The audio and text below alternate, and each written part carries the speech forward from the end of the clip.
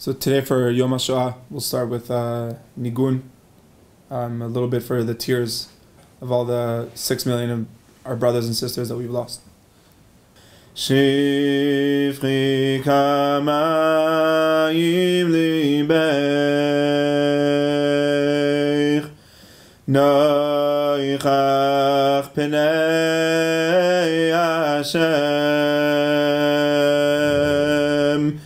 Shifri kamayim libech noichach penei Hashem Shifri kamayim libech noichach penei Hashem Shifri kamayim libech noichach penei Hashem. So Bezat Hashem, the limud this week should be in loving memory of Reb Moshe Bendkowski, for the refuah shleimah of Shlomit bat Chaya, of Rav Menachem Yoshua ben Leah Rezel, v'achole Harav Sivan ben Sima, with all of the sick people of Am Yisrael. Bezat Hashem, this week, when we enter into Parashat Emor, there's one question in general about the entire parsha, and another question about the first pasuk of the parasha. Parashat Emor stands out in its uniqueness, that it's an entire parasha that's dedicated to the Kohanim. True, all of Sefer Vayikra could be called the Sefer of the Kohanim. But this parasha stands out and speaks all about the unique level of the Kohanim. And the question obviously is, why do we need a parasha like that? What does this parasha teach us? And what does it add to understand about the Kohanim specifically and about Avodat Hashem in general? So that's about Parashat Emor. But this question about the first pasuk, the parasha opens and it says, "Vayomer Hashem el Moshe, Emor el haKohanim b'nei Aharon." And when you say the words Emor el haKohanim, we obviously expect that right after we'll know what to say. And what does the pasuk say? Emor el haKohanim b'nei Aharon ve'amarta elehem. So why does the pasuk repeat twice this idea of Emor? Emor el b'nei Aharon, what should you say to them? Ve'amarta elehem. And the pasuk ends, L'nefesh lo yitama be'amav. The whole parasha is going to deal that what makes the Kohanim unique is their separation from Tumah. This is not the only parasha in the Torah that will deal with Tumah v'Tara. The parashot before of Tazriah Mitzorah also deal with Tumah v'Tara. In all of Nevi'im, we'll hear about Tumah v'Tara. Parashat Shmini, we heard about Tumah v'Tara. But what stands out to make the Kohanim unique is this idea of not connecting to Tumah. So the question is, what is the relation between the beginning and the end of the pasuk? What is it about the Amirah that is so specified in the first pasuk of the parasha, and also in the name of the parasha, Emor, and its relation to this idea of separating from tum'ah. So the two questions we had is, why do we need an entire parsha dedicated to the Kohanim themselves? Why does the pasuk repeatedly say Emor, and not what he wants to say, but again ve'amarta elehem?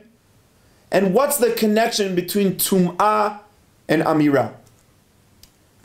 So the Sefat Emet brings a midrash from Midrash Rabbah, and the midrash also is bothered by this first pasuk. And the midrash says, Emor el kohanim b'nei Aaron, Rabbi Tanchum bar Chanilai patach imrot Hashem amarot tehorot. And also in this pasuk in Tehillim, we find repeatedly twice this idea of 2 times saying the word Emor. Imrot Hashem amarot tehorot. Just like Emor el kohanim b'nei Aharon ve'amarta elehem. But also there we see the idea of tehara. And with the kohanim we see the idea of separating from tum'ah. So explains the midrash, what is this pasuk from Tehillim saying? Brings a mashal. And they say that there is a king who hears people praise the king. And the king promises them, I'll give you this, I'll build you that. And he says so many things that he can't even remember what he said. So he can't do what he said. But Amarot Hashem Tehorot, what does it mean, tahor? That anything Hashem says is done. The way we see in Briat HaOlam, Vayomer Elokim Yehior Vayehior. Whatever Hashem says happens. That's Amarot Tehorot. So the Midrash says, what is the idea of the first pasuk of Parashat Emor? Understanding the Amirah of Hashem. That Hashem creates things with Amarot Tehorot. Says the Sefat Emet, in the year 1872, Dekashe, Ech Yechol Basar Vadam Lehitaher Karaui. The Sefat Emet asks an incredible question. He says, how is someone really going to reach the level of Tehara? If someone touched Tumah, if someone himself became Tameh, how could you truly change that? How can you truly reach a level of Tehara? Do you really think that sitting in a mikvah of water, or bringing a little korban, or throwing a little bit of blood on the mizbeach, that creates tahara? So says the Sefat Emet, how does someone really reach tahara? How does someone really touch something in the world that is truly pure?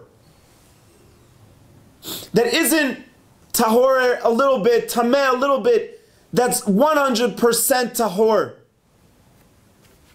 So answers the Sefat Emet, Verak ki hakol b'ma'amar nivra, kmo shekatuv ba'asara ma'amarot nivra ha'olam. Says the Sefat Emet, do you want to understand Parashat Emor? Parashat Emor is saying what makes the Kohen unique is that he separates from the Tumah. How does he separate from the Tumah? Through the Tehara, which is Amirah. The Pasuk is specifying Emor ve'amarta because the Amarta is going back to Hashem creating the world. And how does Hashem create the world? B'ma'amar. So if Hashem creates the world b'ma'amar, that means that anything that's in the world has a part of Hashem within it. When Hashem says amirot, they become part of the world. And if you ever want to reach Tehara, you need to find the amirah, the godliness that's in the things that are in the world.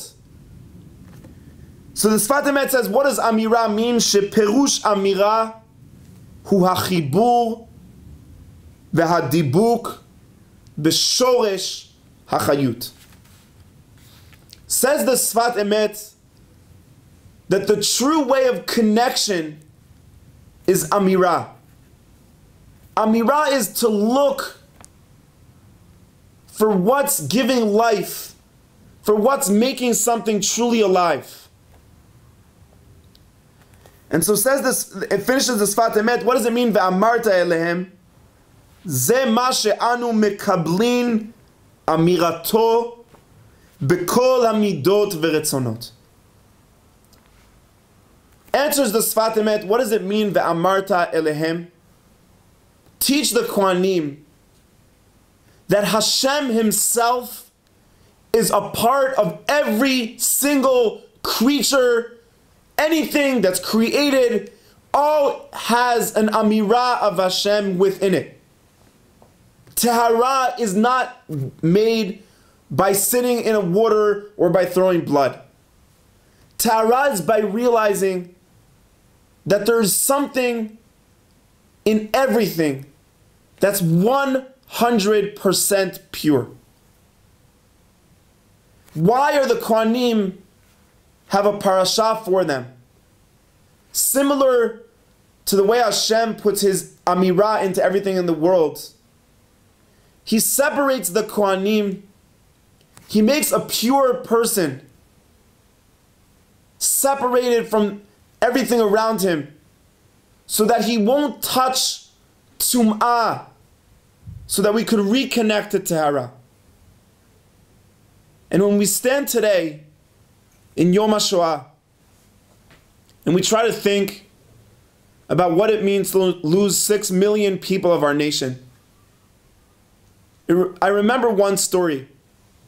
For myself, after 11th grade, we went, our whole grade from Neve Shmuel, we went on a trip to Poland to see what was and to relive what was in our day today. And we get to a camp called Majdanek, and we're walking with a survivor named Zerach. And we walk out of the crematoriums, and everyone is either wrapped with an Israeli flag or a talit. And Zerach stands in front of the group, and he says to all of us, he says, I'm 5 feet tall. I'm a really, really small person. And because I'm a small person, I have a small request from God.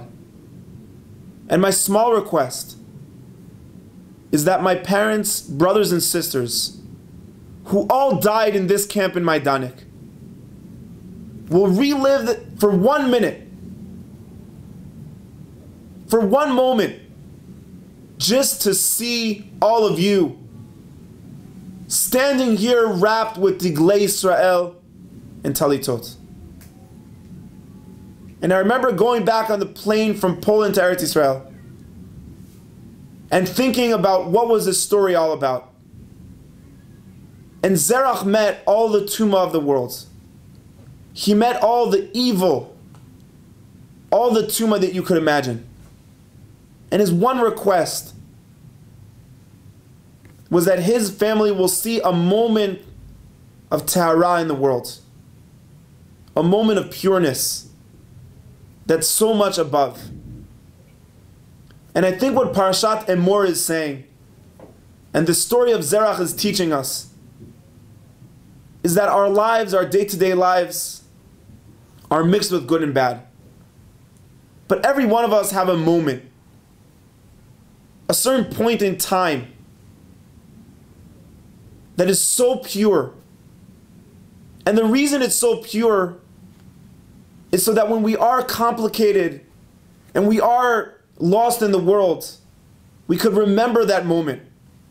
We could return to the creation of the world where Hashem puts himself in everything. And when he puts himself in everything, he says that in everything in the world, there's that one moment of pureness. And so when we stand today in a day of so much difficulty,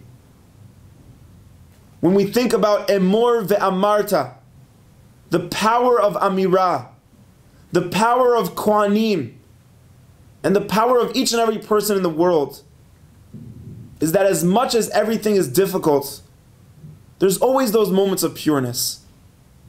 And we could decide to forget them, or we could decide to relive them. And our bracha through Parashat Emor is that every one of us find those moments, relive those moments, and through that never give up on ourselves, on the world, and on the pureness that will come back to the world. Shabbat Shalom.